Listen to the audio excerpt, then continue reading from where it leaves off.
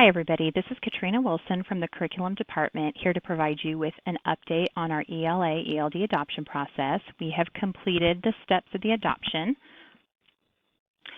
Just to recap the timeline that we sent out before, just wanted to go over that one more time. In February, we requested materials from publishers. We had 4 adoptions for elementary and 4 for junior high that we were reviewing. In March, we established a curriculum focus group of coaches and principals.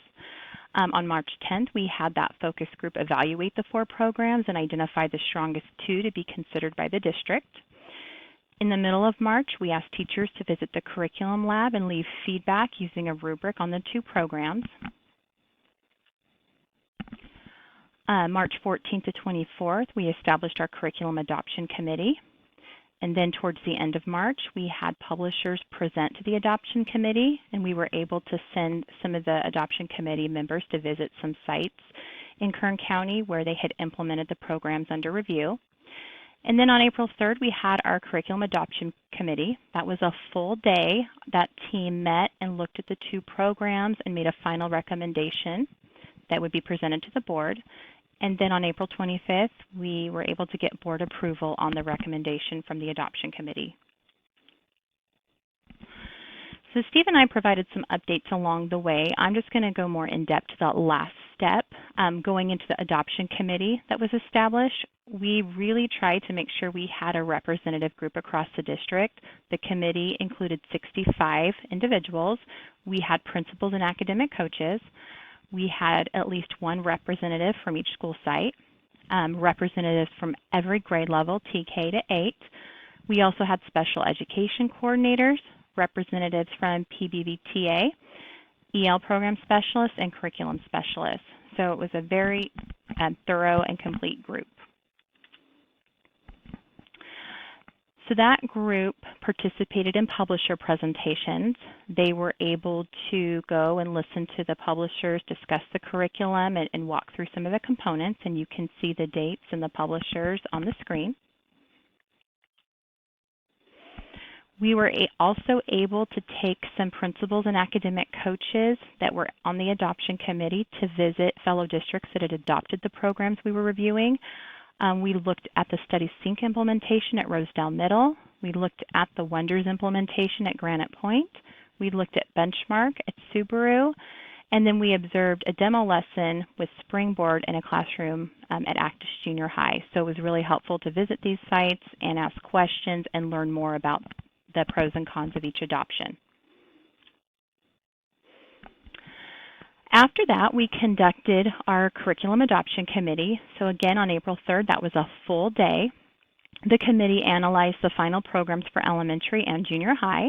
They were organized into grade level teams spanning TK8, and we had about 6 representatives in each group. And then those groups looked at the data from the teacher input. So when the teachers visited the curriculum lab and completed rubrics, that data was compiled and presented to the team. And they also shared information from the site visits. After that, each grade level team extensively reviewed the program. So they spent about 2 hours in each program looking at multiple units, beginning, middle, end, and looking at key components using a rubric.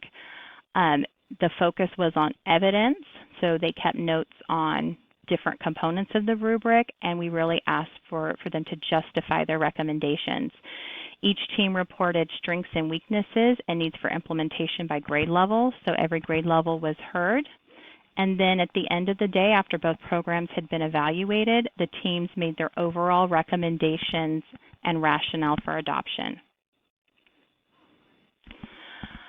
After the debrief by grade level, we asked the committee members to vote individually via Google Forms, and you can see the results on the screen. Overwhelmingly in elementary, the vote was for Benchmark, and junior high, the vote was for Study Sync. So the board approved the adoption on April 24th, and then our next steps now are to order materials to make sure that teachers get a edition by early June so that you guys can take those and look through them over the summer. And then we definitely encourage you to become familiar with the resources, but to avoid detailed planning. There's some work we'll do as a district, and that's the next bullet point. We'll be developing a scope and sequence, pacing guide, interim assessments, and planning initial professional development. And so we would like you to wait to do detailed planning until you get some of that, but definitely become familiar with the resources. And that is the end of our update. If you have any questions, please feel free to give me an email. We appreciate all the involvement in the process. It was very quick, but it was a very thorough process. We really looked at evidence, and we had strong representation throughout the district. So again, if you have any questions, shoot me an email, and I'll see you next time.